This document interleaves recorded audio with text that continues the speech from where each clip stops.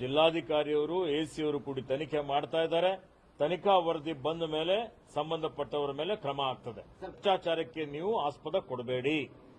ಯಾರೋ ಬರ್ತಾರೆ, ಮೆರಿಟ್ ಆಧಾರದ ಮೇಲೆ ಆಯ್ಕೆ ಆಗ್ತದೆ.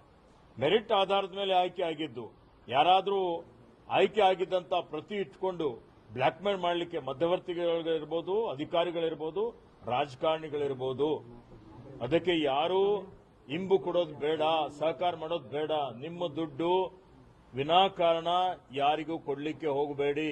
ಹಿಂದೆನೂ ಮಾಧ್ಯಮದಲ್ಲಿ ನಾನು ಹೇಳಿದ್ದೇನೆ, ಮೆರಿಟ್ ಬಿಟ್ಟು ರೋಸ್ಟರ್ ಬಿಟ್ಟು ಹೋಗೋದಿಲ್ಲ. ಇಲ್ಲಿ ಯಾರು ಅಕ್ರಮ ಮಾಡ್ತಾರೆ ಅವ್ರು ಯಾರಿಗೂ ಬಿಡೋದಿಲ್ಲ. ಅಕ್ರಮ ಮಾಡಿದಂಥದ್ದು ಸರ್ಕಾರದ ಗಮನಕ್ಕೆ ಬಂದರೆ ಅವ್ರ ಮೇಲೆ ಕ್ರಿಮಿನಲ್ ಯಾರು ಯಾವುದೇ ಆಮಿಷಕ್ಕೆ ಒಳಗಾಗಬೇಡಿ. ಭ್ರಷ್ಟಾಚಾರಕ್ಕೆ ಸಹಕಾರ